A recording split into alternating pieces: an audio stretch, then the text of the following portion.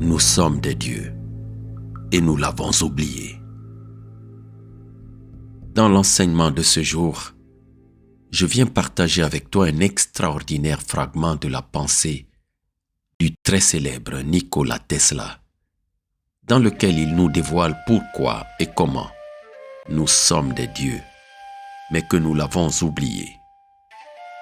Nikola Tesla est né le 10 juillet 1856 à Smiljan, dans l'Empire d'Autriche, actuelle Croatie.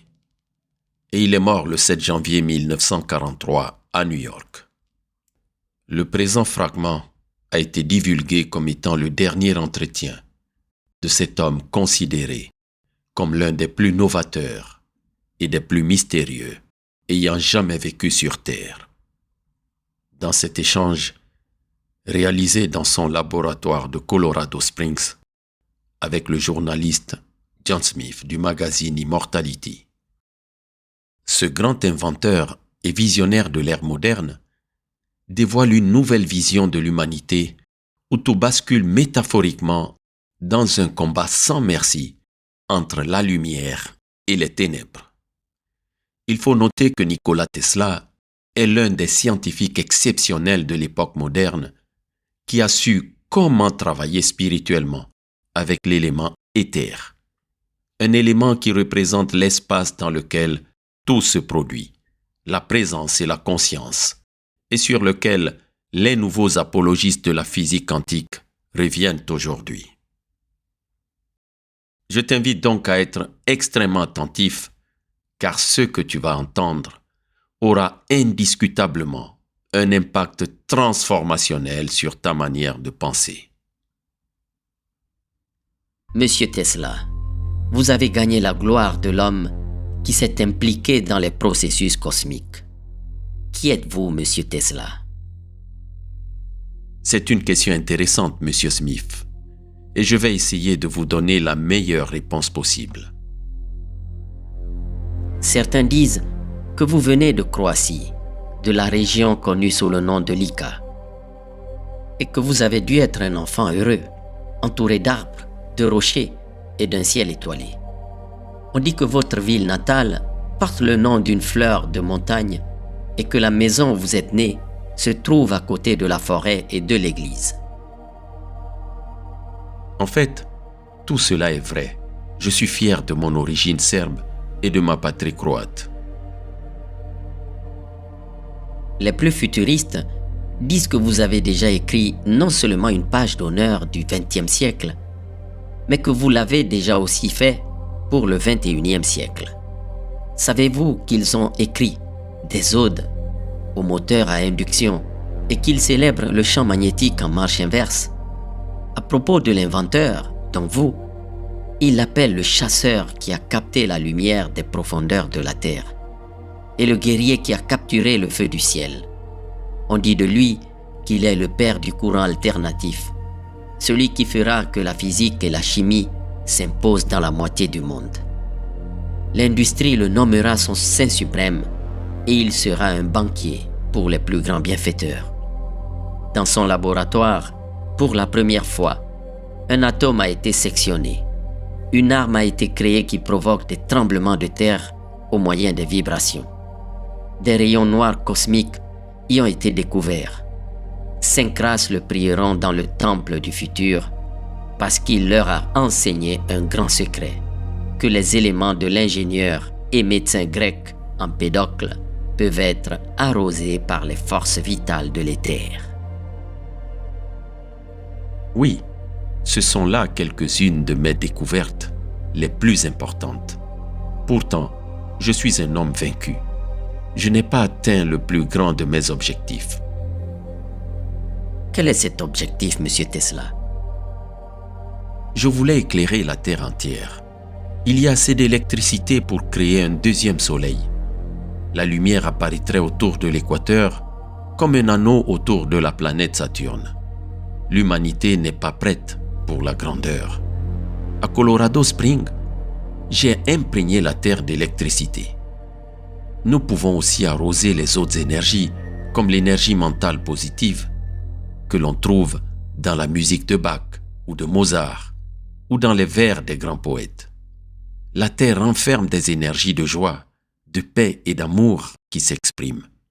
Par exemple, à travers une fleur qui pousse sur la terre, la nourriture qui en sort et tout ce qui en fait la maison de l'homme.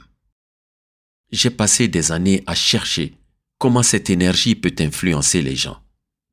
La beauté et le parfum des roses peuvent être utilisés comme médicaments et les rayons du soleil comme nourriture. La vie a un nombre infini de formes et le devoir du scientifique est de trouver dans toutes les formes la matière. 3 choses sont essentielles à cet égard. Tout ce que je fais, c'est de les chercher. Je sais que je ne les trouverai pas, mais je ne les abandonnerai pas pour autant. Quelles sont ces choses? L'un des premiers problèmes est la nourriture. Quelle énergie stellaire ou terrestre peut nourrir les affamés de la terre? Avec quel vin peut-on étancher toutes les soifs, afin que les gens puissent réjouir leur cœur et comprendre qu'ils sont des dieux? La deuxième chose est de détruire le pouvoir du mal et la souffrance qui afflige la vie de l'homme. Parfois, cela se produit comme une épidémie dans les profondeurs de l'espace. Au cours de ce siècle, la maladie s'est propagée de la Terre à l'univers. La troisième chose est: y a-t-il un excès de lumière dans l'univers? J'ai découvert une étoile qui, selon les lois astronomiques et mathématiques, pourrait disparaître sans que rien ne change. Cette étoile se trouve dans cette galaxie. Sa lumière peut être émise avec une telle densité qu'elle tient dans une sphère plus petite qu'une pomme et plus lourde que notre système solaire. Les religions et les philosophies enseignent que l'homme peut s'approcher du Christ, de Bouddha et de Zarathustra. Ce que j'essaie de démontrer est plus révolutionnaire et presque inaccessible. Dans l'univers, nous sommes tous connectés et affectés par les mêmes schémas spatio-temporels, de sorte que chaque être peut naître comme le Christ, le Bouddha ou Zarathustra. Je sais que la gravité est défavorable à tout ce qui doit voler, et mon intention n'est pas de fabriquer des appareils volants, mais d'apprendre à l'individu à reprendre conscience de ses propres ailes. J'essaie également de réveiller l'énergie contenue dans l'air. Il existe d'importantes sources d'énergie. Ce que l'on considère comme de l'espace vide n'est qu'une manifestation de la matière qui n'est pas éveillée. Il n'y a pas d'espace vide, ni sur cette planète, ni dans l'univers. Les trous noirs, comme les appellent les astronomes, sont les plus puissantes sources d'énergie et de vie. Monsieur Tesla, à la fenêtre de votre chambre, à l'hôtel Waldorf Astoria, au 30e étage, tous les matins, les oiseaux y entrent. Un homme doit être sentimental envers les oiseaux. C'est à cause de leurs ailes. L'homme les avait à une autre époque, réelles et visibles. Vous n'avez pas cessé de voler depuis ces jours lointains, Asmiljan. J'ai voulu voler du toit et je suis tombé.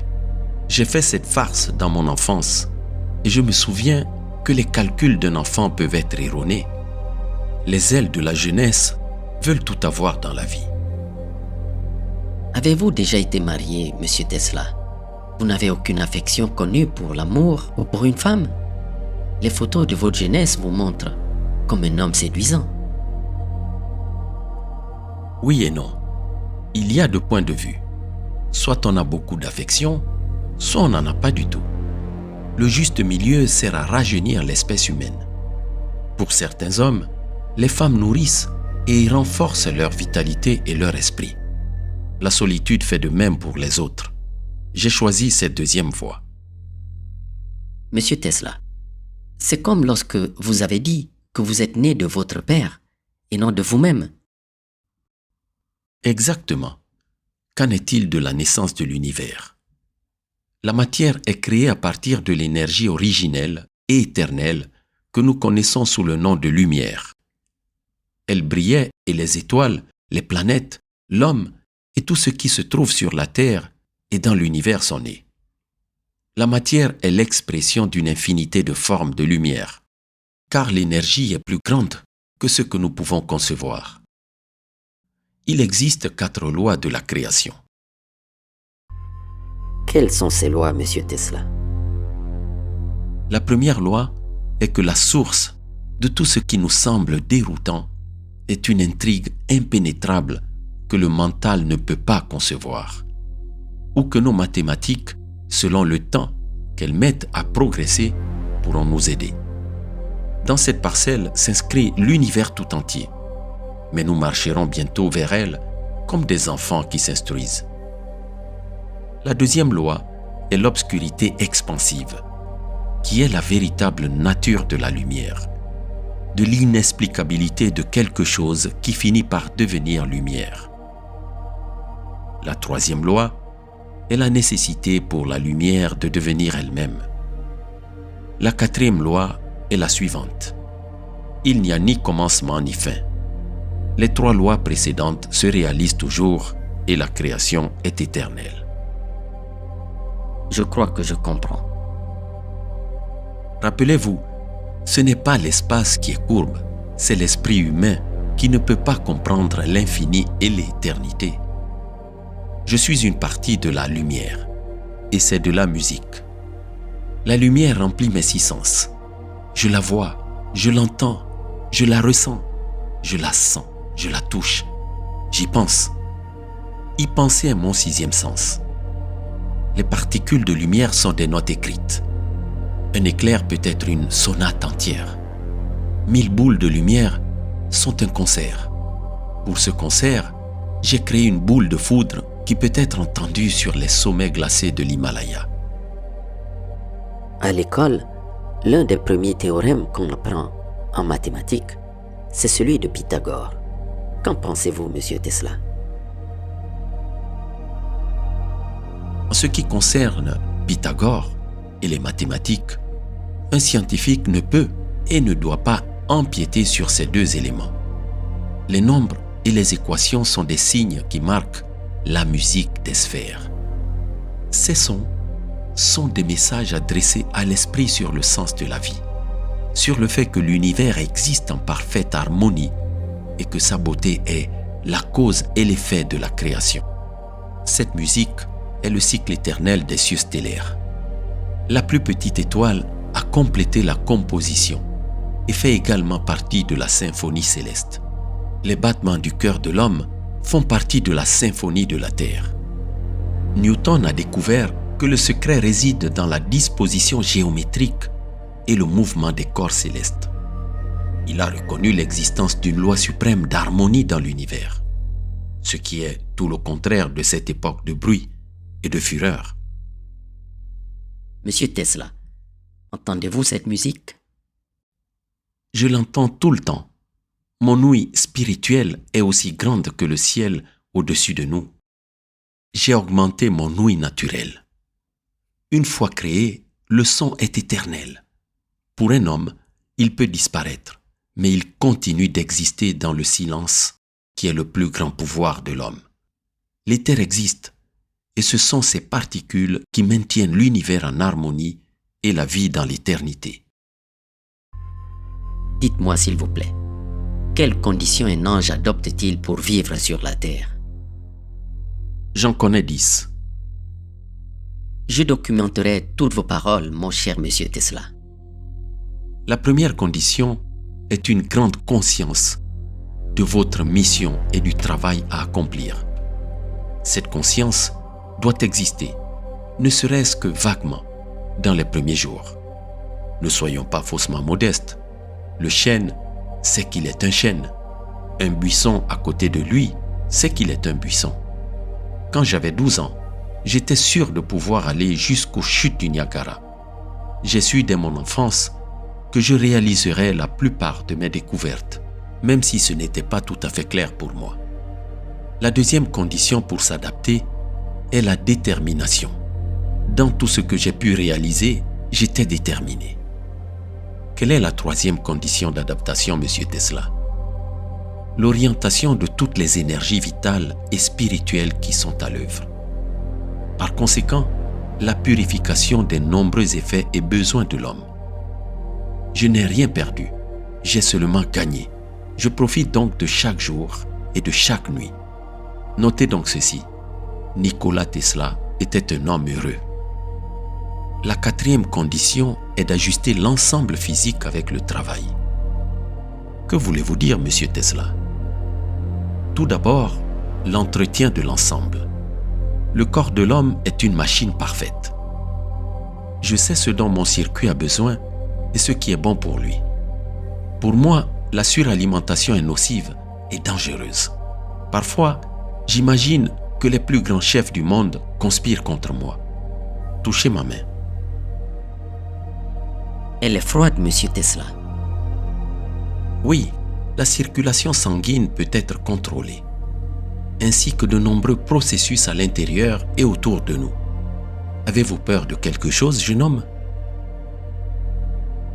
Mark Twain a écrit le livre The Mysterious Stranger, l'étranger mystérieux, un merveilleux livre sur Satan, inspiré par vous, monsieur Tesla.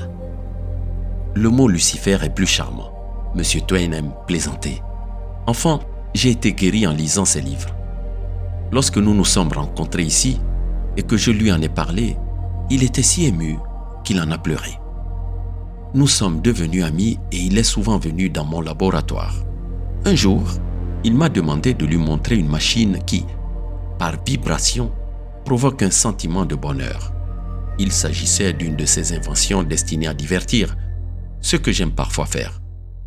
J'ai averti M. Twain de ne pas rester sous ces vibrations. Il m'a ignoré et est resté plus longtemps. Il a fini par être comme une météorite retenant son pantalon et est entré dans une certaine pièce. C'était diaboliquement drôle, bien que je l'ai pris au sérieux. Mais pour ajuster le circuit physique, en plus de la nourriture, le sommeil est très important.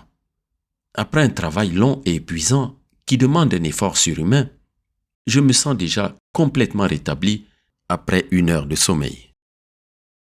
J'ai développé la capacité de gérer mon sommeil. Je m'endors et je me réveille à l'heure prévue. Si je fais quelque chose que je ne comprends pas, je me force à y réfléchir dans mon sommeil et je trouve ainsi une solution. La 5e condition d'adaptation est la mémoire. Chez la plupart des gens, le cerveau est le gardien des connaissances sur le monde et des connaissances acquises au cours de la vie. Mon cerveau s'occupe de choses plus importantes que la mémoire. Il recueille ce qui est nécessaire à chaque instant, c'est-à-dire tout ce qui nous entoure. Il suffit de l'intérioriser. Tout ce que nous avons vu, entendu, lu et appris nous accompagne sous forme de particules de lumière. Pour moi, ces particules sont obéissantes et fidèles. Lorsque j'étais étudiant, j'ai appris par cœur le Faust de Goethe, mon livre préféré en allemand. Et je peux maintenant le réciter en entier. J'ai gardé mes inventions pendant des années dans ma tête avant de les réaliser. Vous avez souvent mentionné le pouvoir de la visualisation, monsieur Tesla. Tout ce que j'ai inventé, je l'ai visualisé auparavant. Les événements de ma vie et mes inventions sont réels devant mes yeux, visibles dans chaque manifestation ou article. Dans ma jeunesse, j'avais peur de ne pas savoir ce que c'était, mais plus tard, j'ai appris à utiliser ce pouvoir comme un talent exceptionnel et un don. Je l'ai nourri et gardé jalousement. J'ai également apporté des corrections par visualisation à la plupart de mes inventions et je les ai terminées de cette manière. C'est également par la visualisation mentale que j'ai appris à résoudre des équations mathématiques complexes. Pour ce don, je vais recevoir la distinction de Haut Lama au Tibet. Ma vue et mon ouïe sont parfaites pour mon âge et j'ose dire qu'elles sont plus fortes que celles des autres. J'entends le tonnerre à 150 miles de distance, soit 241 km, et je vois des couleurs dans le ciel que d'autres ne peuvent pas voir. J'avais déjà cette vision et cette ouïe élargie lorsque j'étais enfant, mais je les ai développés consciemment par la suite. Vous avez été gravement malade à plusieurs reprises dans votre jeunesse. La maladie est-elle un préalable à l'adaptation? Oui, c'est souvent le résultat de l'épuisement de la force vitale, mais c'est aussi souvent la purification de l'esprit et du corps des toxines qui se sont accumulées. Il est nécessaire qu'un homme souffre de temps en temps. La source de la plupart des maladies se trouve dans l'esprit ou l'attitude. C'est pourquoi l'esprit peut guérir la plupart des maladies. Lorsque j'étais étudiant, je suis tombé malade du choléra qui a ravagé la région de l'Ika. J'ai été guéri parce que mon père m'a finalement permis d'étudier la technologie, ce qui était ma vie. Pour moi, la vision n'a pas été une maladie, mais la capacité de l'esprit à pénétrer au-delà des 3 dimensions de la Terre. J'ai eu des visions toute ma vie, et je les ai reçues comme tous les autres phénomènes qui nous entourent. Une fois, dans mon enfance, je me promenais le long de la rivière avec mon oncle et je lui ai dit « De l'eau, la truite va apparaître. Je vais jeter une pierre et la couper. » C'est ce qui s'est passé. Effrayé et surpris, mon oncle s'exclama « Va de retro Satana !» ce qui veut dire « arrière Satan ». Il était cultivé et parlait latin. J'étais à Paris quand j'ai vu la mort de ma mère. Dans le ciel, plein de lumière et de musique, flottaient des nuages. Ce sont des créatures merveilleuses. Une d'entre elles avait le caractère d'une mère qui me regardait avec un amour infini. Alors que la vision disparaissait, j'ai su que ma mère était morte. Quelle est la 7e condition d'ajustement, Monsieur Tesla? La connaissance de la façon de transformer l'énergie mentale et vitale en ce que nous voulons et d'obtenir le contrôle de tous les sentiments. Les hindous l'appellent Kundalini Yoga.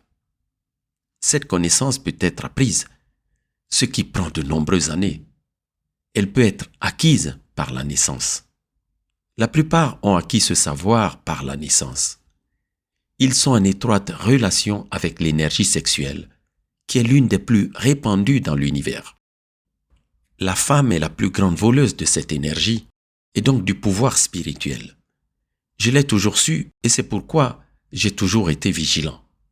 J'ai créé à partir de moi-même ce que je voulais, une machine réfléchie et spirituelle. 9e ajustement, Monsieur Tesla. Faites tout ce qui est possible, chaque jour, chaque heure, pour ne pas oublier qui nous sommes et pourquoi nous sommes sur la Terre. Il y a des gens extraordinaires qui luttent contre la maladie, la privation ou la société qui les blesse avec sa stupidité, son incompréhension, sa persécution et d'autres problèmes dont le pays est rempli. Il y a beaucoup d'anges déchus sur la Terre. Quelle est la 10e condition d'ajustement? C'est le plus important. Écrivez dans le magazine que M. Tesla a joué et a passé toute sa vie à jouer et qu'il a aimé ça. Monsieur Tesla, qu'il s'agisse de vos conclusions ou de votre travail, est-ce un jeu? Oui, mon cher garçon. Combien j'ai voulu jouer avec l'électricité.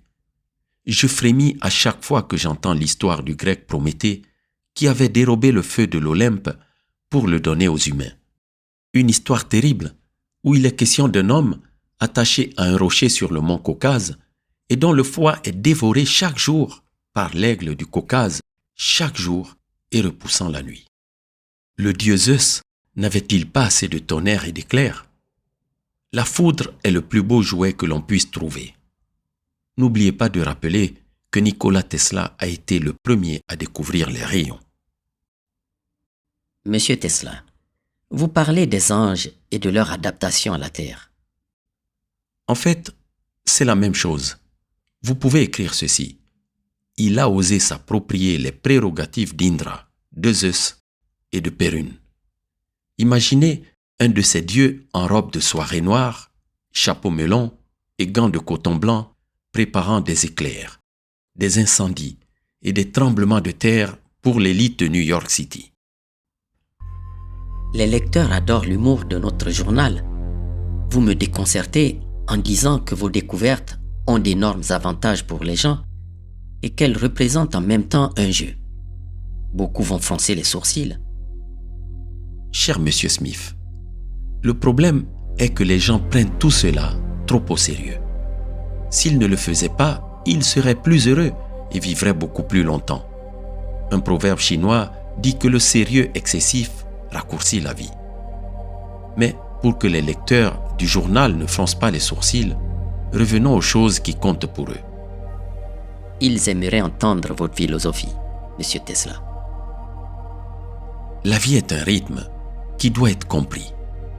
Je sens le rythme. Je le laisse me diriger et j'y consens. Il est très agréable et m'a donné les connaissances que j'ai. Tout ce qui vit est dans une relation profonde et merveilleuse. L'homme et les étoiles, les amibes et le soleil, le cœur et la circulation d'un nombre infini de mondes. Ces liens sont imperceptibles, mais s'ils sont apprivoisés, ils peuvent permettre de créer des liens nouveaux et différents dans le monde sans violer les anciens liens. La connaissance vient depuis l'univers. Notre vision est un ensemble des plus parfaits. Nous avons deux yeux, le terrestre et le spirituel. Il est recommandé qu'ils se convertissent en un seul œil. L'univers est vivant dans toutes ses manifestations, comme un animal pensant. La pierre est un être pensant et sensible, comme les plantes, les bêtes et les hommes. Une étoile brillante demande à être vue, et si nous n'étions pas égocentriques, nous comprendrions son langage et son message. Le souffle, les yeux et les oreilles de l'homme doivent se conformer au souffle, aux yeux et aux oreilles de l'univers. En disant cela, il me semble entendre des textes bouddhistes, des mots ou des paroles taoïstes. C'est exact. Cela signifie qu'il y a une connaissance générale et que la vérité que l'homme a toujours possédée existe. Selon mon sentiment et mon expérience, l'univers n'a qu'une seule substance et une seule énergie suprême avec un nombre infini de manifestations de la vie. Le plus beau, c'est que la découverte d'une nature secrète révèle l'autre. Elles ne peuvent pas être cachées, elles sont tout autour de nous, mais nous sommes aveugles et sourds à leur égard. Si nous nous attachons émotionnellement à elles, ce sont elles qui viennent à nous. Il y a beaucoup de pommes, mais un seul Newton, il n'a eu besoin que d'une pomme qui est tombée devant lui pour découvrir la loi de la gravitation. Je vous pose une question qui aurait pu être posée au début de cette conversation. Qu'est-ce que l'électricité pour vous, mon cher monsieur Tesla? Tout est électricité. C'est d'abord la lumière, la source inépuisable, d'où tout ce qui est matériel est venu et a été distribué à toutes les formes représentant l'univers et la Terre avec tous leurs aspects de la vie. Le noir est le vrai visage de la lumière. Mais nous ne le voyons pas. Il est d'une grâce remarquable pour l'homme et les autres créatures. Chacune de ces particules possède de l'énergie lumineuse, thermique, nucléaire, radioactive, chimique, mécanique et une énergie inconnue. Elle a le pouvoir de créer la Terre avec son orbite. C'est le véritable levier d'Archimède. Monsieur Tesla, vous avez trop tendance à privilégier l'électricité. Je suis l'électricité. Ou, si vous préférez, je suis l'électricité sous forme humaine. Vous êtes aussi de l'électricité, Monsieur Smith. Mais vous ne vous en rendez pas compte. Est-ce la raison pour laquelle vous avez la capacité de résister au choc de près d'1 million de volts d'électricité alternative à travers votre corps? Imaginez un jardinier attaqué par des mauvaises herbes. Ce serait de la folie. Le corps et le cerveau de l'homme sont constitués d'une grande quantité d'énergie. C'est en moi que se trouve la plus grande partie de l'électricité. L'énergie qui est différente chez chaque personne est ce qui fait que l'être humain est un moi ou une âme. Pour les autres créatures, dans leur essence, l'âme de la plante est l'âme des minéraux et et des animaux. Les fonctions cérébrales et la mort se manifestent dans la lumière. Dans ma jeunesse, mes yeux étaient plus foncés. Aujourd'hui, ils sont bleus. Et avec le temps, à mesure que la tension du cerveau se renforce, ils se rapprochent du blanc. Le blanc est la couleur du ciel. Un matin, par ma fenêtre, un pigeon blanc que je nourrissais est entré. Il voulait me dire qu'il était en train de mourir. De ses yeux jaillissaient des flots de lumière. Je n'avais jamais vu autant de lumière dans une créature que dans ce pigeon. Le personnel de votre laboratoire parle d'éclairs de lumière, de flammes et de tonnerres qui se produisent si vous êtes en colère ou si vous êtes en danger. C'est une décharge psychique ou un avertissement de vigilance. La lumière a toujours été de mon côté. Savez-vous comment j'ai découvert le champ magnétique rotatif et le moteur à induction qui m'ont rendu célèbre à l'âge de 26 ans? Un soir d'été, à Budapest, je regardais le coucher du soleil avec mon ami Szigettigem. Des milliers de feux tournoyaient dans des milliers de couleurs flamboyantes. Je me suis souvenu de Faust et j'ai récité ces vers. Puis, comme dans un brouillard, j'ai vu le champ magnétique tourner et le moteur à induction. Je les ai vus dans le soleil. Le service hôtelier dit qu'au moment de la foudre, vous vous isolez dans la chambre et que vous vous parlez à vous-même.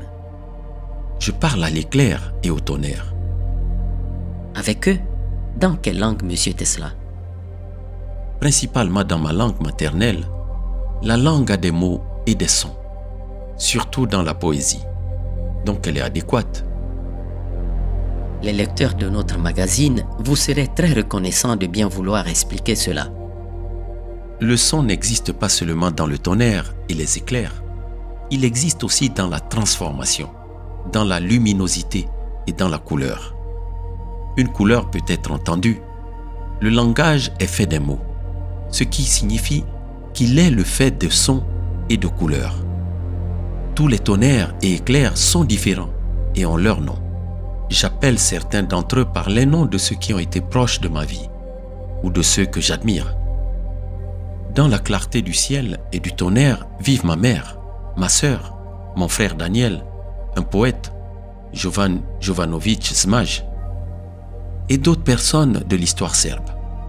Des noms comme Isaïa, Ézéchiel, Leonardo, Beethoven, Goya, Faraday, Pouchkine, et tous les bancs de feu ardents et d'enchevêtrement d'éclairs et de tonnerres qui ne cessent toute la nuit d'apporter la précieuse pluie à la terre, de brûler des arbres ou des villages. Il y a des éclairs et des tonnerres, et ils sont plus brillants et plus puissants. Ils reviennent et je les reconnais parmi des milliers. Pour vous, la science et la poésie sont-elles la même chose? Ce sont les deux yeux d'une personne. On a enseigné à William Blake que l'univers est né de l'imagination, qu'il existe et existera jusqu'au dernier homme sur Terre. C'est grâce à l'imagination que les astronomes ont pu rassembler les étoiles de toutes les galaxies. C'est l'énergie créatrice identique à l'énergie de la lumière. Pour vous, l'imagination est plus réelle que la vie elle-même? Elle donne naissance à la vie. Je me suis nourri de ma pensée. J'ai appris à contrôler mes émotions, mes rêves et mes visions. J'ai toujours apprécié la façon dont j'ai nourri mon enthousiasme. Toute ma vie, j'ai passé beaucoup de temps dans l'extase. C'était la source de mon bonheur. Cela m'a aidé pendant toutes ces années à produire une œuvre qui a suffi pour les 5 vies que j'ai vécues. Il est préférable de travailler la nuit à cause de la lumière des étoiles et du lien étroit qui se crée. Vous avez dit que je suis, comme tout être, la lumière. J'en suis flatté, mais j'avoue que je ne comprends pas très bien. Pourquoi faut-il comprendre, Monsieur Smith? Il suffit de croire. Tout est lumière. Dans l'un de ces rayons se trouve le destin des nations. Chaque nation a son propre rayon dans cette grande source de lumière que nous voyons et qui est le soleil. Et rappelez-vous qu'il n'y a pas d'homme qui ait existé et qui ne soit pas mort. Ils sont devenus lumière et en tant que tels, ils existent toujours. Le secret réside dans le fait que les particules de lumière retrouvent leur état originel. C'est la résurrection. Je préfère parler de retour à une énergie antérieure. Le Christ et plusieurs autres connaissaient le secret. Je cherche un moyen de conserver l'énergie humaine. Il s'agit des formes de lumière, parfois directement appelées lumière céleste. Je ne cherche pas cela pour mon propre bénéfice, mais pour le bien de tous.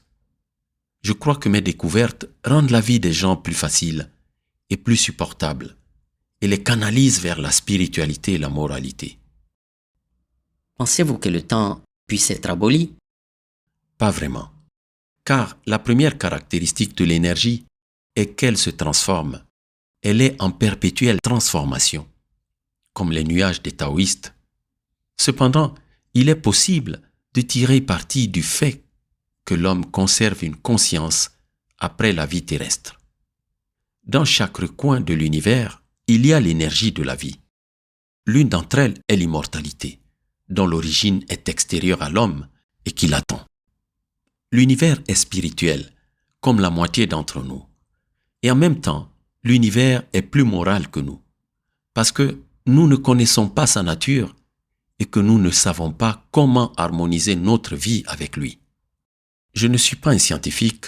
La science est peut-être le moyen le plus commode de trouver les réponses aux questions qui m'ont toujours hanté et qui transforment mes jours et mes nuits en feu.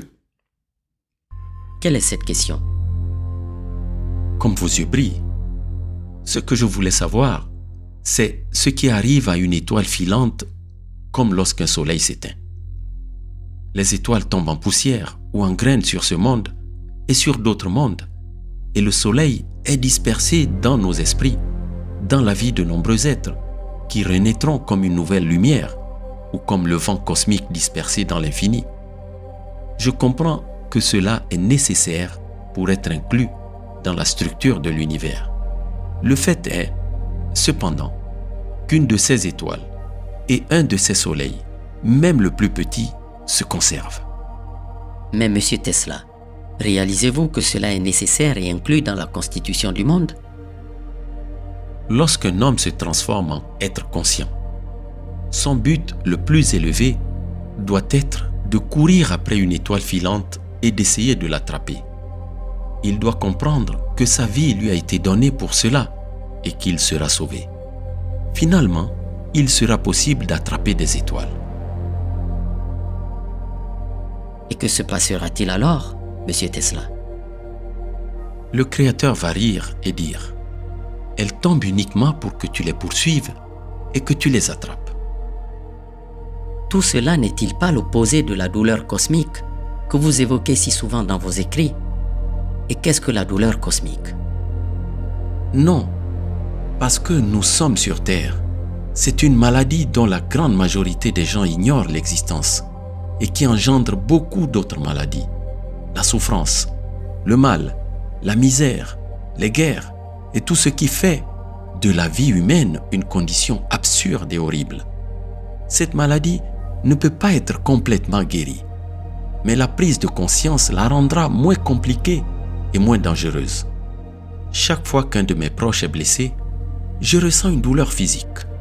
C'est parce que nos corps sont faits de matériaux similaires et que notre âme est liée à ces filaments incassables.